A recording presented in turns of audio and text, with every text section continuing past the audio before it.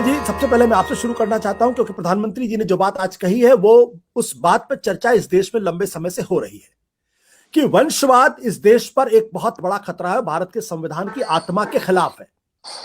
उन्होंने ये कहा है कि दरअसल पार्टी परिवार के लिए, परिवार द्वारा पार्टी, ये संविधान की आत्मा के खिलाफ है। आप इससे सहमत हैं? ये राजनीतिक वक्तव्य तो हो सकता है आशुतोष जी, संविधान की आत्मा के खिलाफ कहीं नहीं, ना कि संविधान की स्पिरिट के खिलाफ है। और ये वो व्यक्ति बोल रहे हैं जिनकी पूरी की पूरी पार्टी एक दूसरे परिवार से संचालित होती है, जिस परिवार की कोई अकाउंटेबिलिटी नहीं है, जो जनता के बीच में नहीं जाता है और जो डायरेक्ट करता है कि उनकी पार्टी और खुद प्रधानमंत्री क्या करे। वो परिवार का नाम है संघ परिवार। तो जो संघ परिवार के इशारे पर पार्टी चल रही हो, जो अलोकतांत्रिक संघ परिवार है, वो परिवारवाद के खिलाफ बोले, ये तो उचित नहीं है। दूसरी बात, अगर उन्होंने कांग्रेस पार्टी को मुख्य तौर पे आज चिन्हित किया इस काम के लिए, तो ये बात भूल जाते हैं कि गांधी फैमिली से आखिरी प्राइम मिनिस्टर 32 साल पहले बने थे। 32 साल पहले उनका कार्यकाल खत्म हुआ था। इस बीच में 15 साल कांग्रेस के पीएम रहे और वो गांधी फैमिली से नहीं थे। और ये कहना कि अध्यक्ष तो गांधी फैमिली का रहा, तो ये बता दीजिए कि खुद मोदी जी तो बहुत पॉपुलर हैं देश में, वो पीएम पद छोड़ के अध्यक्ष बन जाए? क्या वो कर सकते हैं ये बात?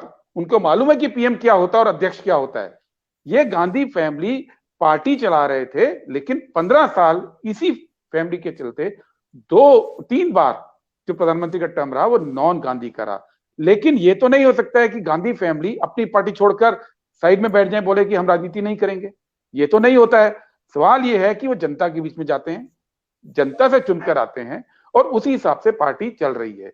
लेकिन बीजेपी जिस तरह से चल रही है, चर्चा उस पर होनी चाहिए कि इस देश के अंदर संविधान के दायरे से बाहर एक ऐसा संगठन जिसका की स्वरूप भी, जिसका आज तक अकाउंट नहीं है, एक ऐसा संगठन जो भारत के संविधान में यकीन नहीं करता है, वो भारत की रूलिंग पार्टी को और प्रधानमंत्री को गाइड कर रहा है, उनको डिक्टेट करता है और पूरी व्यवस्था संविधान के इतर चल रही है। और मैं ये बड़े जिम्मेदारी के साथ कह रहा हूं कि आरएसएस संविधान में यकीन नहीं करता आशुतोष जी, क्योंकि जब संविधान बना था 26 नवंबर 1950 को, उसके 3 दिन बाद 30 नवंबर का अंक आप ऑर्गेनाइजर का उठा के देखिए, नेट पे आर्काइव में है, लाइब्रेरीज में है, जिसमें स्पष्ट रूप से उन्होंने कहा था कि ये संविधान के विरोध में थे। वो उन्होंने, मैं पढ़ के सुना सकता हूं, उन्होंने कहा था हमारे संविधान में प्राचीन भारत में विकसित हुए अद्वितीय संवैधानिक प्रावधानों का जिक्र नहीं है।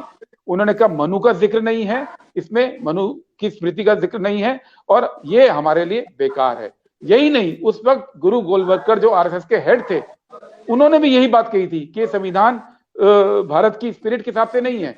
और आरएसएस ने 1 जनवरी 1993 को एक व्हाइट पेपर प्रस्तुत किया था, स्वामी हीरानंद थे, उन्होंने स्पष्ट लिखा था कि ये जो संविधान है ये भारत के संस्कृति, भारत के चरित्र, भारत की परिस्थितियों के खिलाफ है।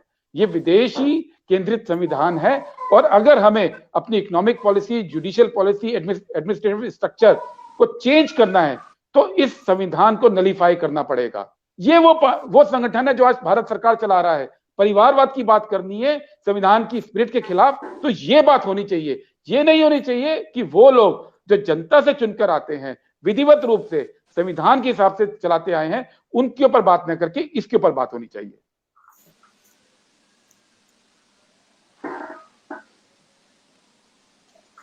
आपकी आवाज नहीं आ रही है। हाँ, माफ करिएगा। गुरदीप जी, जो बात आप कह रहे हैं उसका जवाब नरेंद्र तनेजा जी देंगे और उनसे वो सवाल पे करूंगा, लेकिन उसके पहले एक सवाल मैं आपसे करना चाहता हूं। सवाल इस बात को लेकर ये कि मोतीलाल नेहरू, जवाहरलाल नेहरू, इंदिरा गांधी, उसके बाद राजीव गांधी के बाद फिर सोनिया गांधी और अब राहुल गांधी और प्रियंका गांधी, ये तो बिल्कुल एक तरीके से राजशाही है कि मोतीलाल नेहरू के बाद अध्यक्ष बने जवाहरलाल नेहरू और उसके बाद प्रधानमंत्री। अगर आप देखें तो एक लंबा सिलसिला है।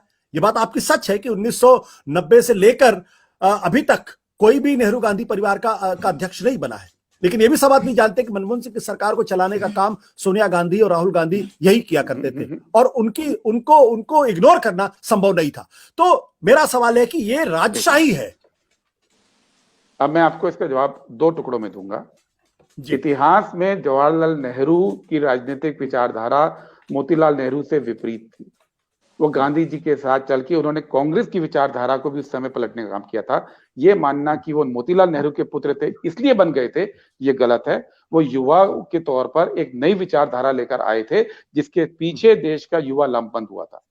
दूसरी बात, नेहरू जी के जीते जी इंदिरा जी पीएम नहीं बनी थी, बीच में शास्त्री जी बने थे, इंदिरा जी उसके बाद आई। हाँ, उसके बाद राजीव गांधी जरूर इस तरह से प्राइम मिनिस्टर बने थे जो आप कह सकते हैं कि हेरिडिटरी हिसाब से था। ये एक अलग इतिहास है। और आज की तारीख का अगर आप इतिहास लेंगे, पहले तो मैं आपकी बात का ऑफिशियली ऑन रिकॉर्ड विरोध करूंगा कि सोनिया गांधी, राहुल गांधी यूपीए की सरकार चलाते थे। बिल्कुल गलत प्रचार। उस समय भी आरएसएस ये प्रचार करती थी, और चूंकि मैं उस वक्त सरकार में शामिल था, एक अच्छे लेवल पे काम करता था, मैं इस बात को बिल्कुल दावे के साथ कहता हूं कि सोनिया गांधी का इंटरवेंशन 2 लेवल पे होता था। एक तो एनएसी के थ्रू जो वो पब्लिक पॉलिसीज के ऊपर इंटरवीन करती थी, वो एक व्यवस्था, विधिवत रूप से व्यवस्था बनी थी, वो यूपीए की चेयरपर्सन थी। और दूसरा, पार्टी की फिलॉसफी को लेके, पॉलिसी को लेके जो इंटरवेंशन होता था, डे टू डे में कभी भी इंटरवेंशन नहीं हुआ था। और अब अगर गांधी की बात करें, राहुल गांधी की और प्रियंका गांधी की, तो आज तो वो फैमिली की विरासत एक तरह से बोझ उनके ऊपर बनी हुई है। उसके बावजूद वो संघर्ष कर रहे हैं देश में मोदी सरकार की डिक्टेटरशिप के खिलाफ। उस पूरे जो इस समय संवैधानिक व्यवस्थाओं के खिलाफ एक पूरा पॉलिटिकल कल्चर बन रहा है, उसके खिलाफ संघर्ष की पॉलिटिक्स कर रहे हैं। वो विरासत की पॉलिटिक्स नहीं कर रहे हैं। आज कहीं कोई ये आदमी नहीं कह सकता है कि कांग्रेस पार्टी में राहुल गांधी या प्रियंका गांधी कहीं से आरएसएस की विचारधारा के खिलाफ संघर्ष नहीं कर रहे हैं। तो संघर्ष की राजनीति को विरासत की डायनेस्टिक राजनीति से अलग देखा जाना चाहिए। सत्य हिंदी का ऐप डाउनलोड करें गूगल प्ले स्टोर पर।